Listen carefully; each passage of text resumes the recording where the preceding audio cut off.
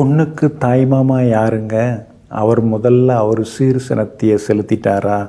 பொண்ணோட தாய்மாமாவை கூப்பிடுங்க, அவருக்கு முதல் மரியாதை பண்ணுங்க அப்படின்னு நம்முடைய குடும்ப விழாக்களில் மஞ்சள் நீராட்டு விழாவாக இருந்தாலும் சரி, திருமண வைபவங்களாக இருந்தாலும் சரி, அதிலெல்லாம் தொன்று தொட்டு நம்முடைய பாரம்பரியத்தில் தாய்மாமனுக்கு தாங்க முதல் மரியாதை, முக்கியத்துவம். அதே மாதிரி ஒரு குழந்தை பிறந்து முதலாக அந்த குழந்தைக்கு முடியெடுத்து, அதாவது குலதெய்வ கோவிலில் உட்கார வச்சு முடியெடுத்து காது குத்துறது, அந்த காதணி விழா, சிகை நீக்கி காது குத்தி காதணி விழா நடத்துவாங்க இல்லைங்களா? அதெல்லாம் தாய்மாமன் மடியில் உட்கார வச்சு தாங்க இந்த சடங்குகள் சம்பிரதாயங்கள்லாம் செய்யக்கூடியது. வழி வழியாக நம்முடைய மரபில் என்றைக்குமே இருந்துட்டுருக்கிற விஷயங்க. அப்போ ஜாதகத்தில் தாய்மாமாவுக்கு உரிய வீடு எது அப்படின்னு பார்த்திங்கன்னா, நம்முடைய ஜாதகத்தில் லக்னத்திலிருந்து 6வது வீடு இருக்கு இல்லைங்களா? அதுதாங்க தாய்மாமனுக்குரிய வீடாகும். அந்த 6ஆம் இடம் நல்லா இருக்கணும். பொதுவாக சிலர்லாம் 6 சரியில்லாத இடம், அது நோய் நொடி கடன் இதெல்லாம் தரக்கூடிய இடம் அப்படின்னு ஒதுக்கி தள்ளுறது உண்டுங்க. 12 வீடுகள், 1வது வீட்டிலேருந்து 12 வீடுகள் ஜோதிடத்தில் அந்த ராசி கட்டத்தில் கொடுக்கப்பட்டிருக்கு. இந்த 12மே ஒரு வகையில் முக்கியமானது தாங்க. 5ஆம் இடம்ங்கிறது லக்னத்துக்கு 5ஆம் இடம் பூர்வ புண்ணிய ஸ்தானம். அதாவது அம்மா எந்த மாதிரி குடும்பத்தில் பிறந்திருக்காங்க, அவங்களுடைய அப்பா அம்மாவுடைய தன்மை என்ன, அவங்க எந்த மாதிரி சூழ்நிலையில் வளர்ந்து வந்திருப்பாங்க அப்படிங்கிறதெல்லாம் காட்டக்கூடியது 5ஆம் இடம், அந்த பூர்வ புண்ணிய ஸ்தானம் அப்படிங்கிறது.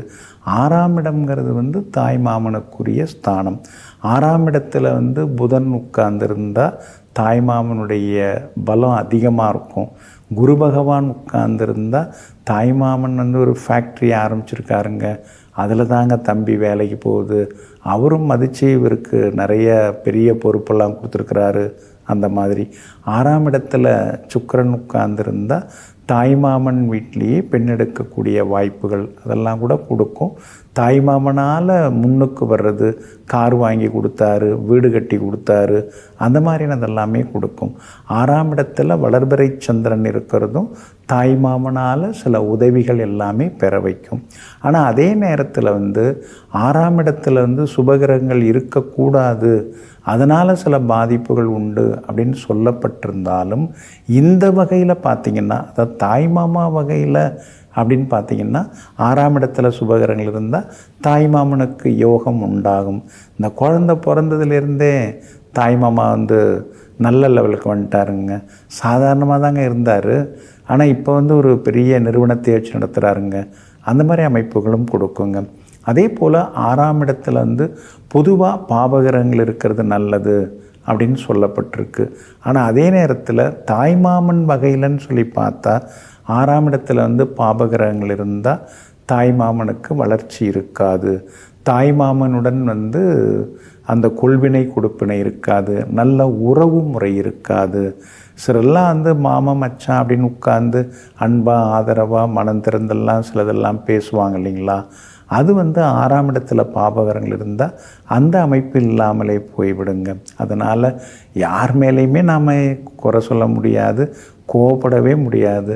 நம்ம ஜாதகத்தில் பிறக்கும்பொழுது நமக்கு ஜாதகத்தில் கட்டத்தில் என்னென்ன கிரகம் அமைஞ்சிருக்கோ அதுக்கு தகுந்த மாதிரி தான் தாயிலிருந்து தாய் மாமா வரைக்கும் எல்லாருமே நமக்கு அமைகிறாங்க. நம்ம கட்டம் நல்லா இருந்ததுன்னு வைங்களேன், எதிரி கூட நமக்கு நண்பனாக இருப்பாங்க.